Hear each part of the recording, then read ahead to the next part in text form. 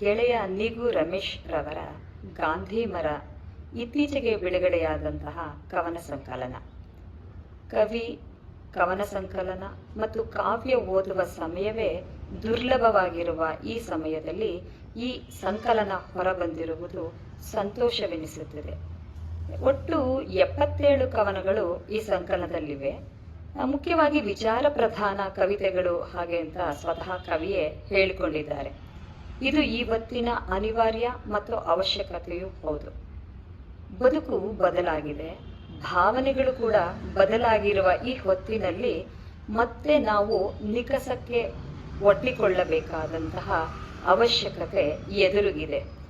ಗಾಂಧಿ ಬದುಕಿನ ತತ್ವಗಳು, ಭಾರತೀಯ ಸಮಾಜಕ್ಕೆ ಅವಶ್ಯಕವಾಗಿದ್ದಂತಹ ತತ್ವಗಳು, ಗಾಂಧೀಜಿಯವರು ಬಯಸಿದ್ದ ಬದುಕಿನ ನೂರಾರು ಸಂಗತಿಗಳು ಬಹುತೇಕ ಕವಿತೆಗಳ ಇಂದಿನ ಈ ತಾತ್ವಿಕತೆಯನ್ನ ನಿರ್ಮಿಸುತ್ತಾ ಹೋಗಿವೆ. ಬದುಕನ್ನು ಶುಷ್ಕವಾಗಿಸಿಕೊಂಡು ಬರಿದೇ ಬದುಕುತ್ತಿರುವಂತಹ ಈ ಸಮಾಜದಲ್ಲಿ ಮುಖವಾಡಗಳಿಗೆ ಅಥವಾ ಇವುಗಳಿಗೆ ಲಭಿಸಿರುವ ಒಂದು ವೈಭವೀಕರಣದ ಸುತ್ತ ಇಲ್ಲಿಯ ಪದ್ಯಗಳು, ಕವನಗಳು ಒಂದು ಅಭಿವ್ಯಕ್ತಿಯನ್ನ ಪಡೆಯುತ್ತಾ ಹೋಗಿವೆ. ಸೋಲು, ನೋವು, ವಿಷಾದ ಇವೆಲ್ಲದರ ನಡುವೆ ಭರವಸೆಯನ್ನ ಕಾಣುವ, ಒಳಿತಿನ ಕಡೆಗೆ ಹೊರಳುವ ದಾರಿಯೂ ಇಲ್ಲಿದೆ. ಅನಿವಾರ್ಯ ಮತ್ತು ಅವಶ್ಯಕವಾಗಿ ಮುನ್ನಡೆಯುವಂತಹ ಮನಸ್ಸು, ತತ್ವ ಗಟ್ಟಿಯಾಗಬೇಕು ಎಂದು ಇಲ್ಲಿಯ ಪದ್ಯಗಳು ಆಶಯವನ್ನ ವ್ಯಕ್ತಪಡಿಸುತ್ತಿವೆ.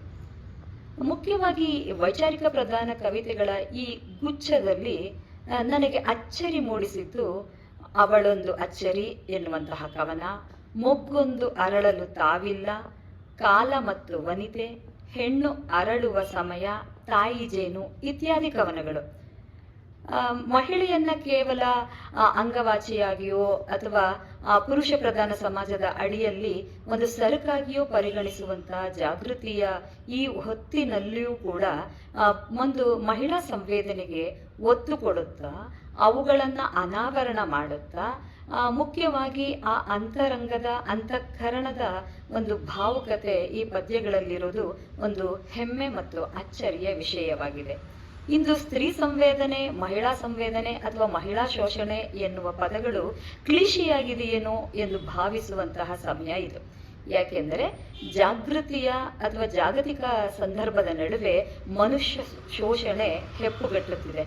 ಇಂಥ ಸಂದರ್ಭ ಮತ್ತು ಅನಿವಾರ್ಯ ಸನ್ನಿವೇಶಗಳಲ್ಲಿ ಮತ್ತೆ ಮತ್ತೆ ಅದದೇ ವಸ್ತು ಆಯ್ಕೆ ಇದ್ದರೂ ಕೂಡ ನೋಡುವ ದೃಷ್ಟಿಕೋನ ಬದಲಾಗಬೇಕಾದಂತಹ ಭರವಸೆ, ಮಾತು ಮತ್ತು ಭಾವನೆಗಳು ಇಲ್ಲಿ ಅಭಿವ್ಯಕ್ತಿಯಾಗಿರುವುದು ಮತ್ತೆ ಮತ್ತೆ ನಮ್ಮನ್ನ ಪುನರ್ ಅವಲೋಕನ ಮಾಡಿಕೊಳ್ಳುವ ಕಡೆಗೆ ಈ ಕವನಗಳು ನಮ್ಮನ್ನ ಸೆಳೆಯುತ್ತವೆ.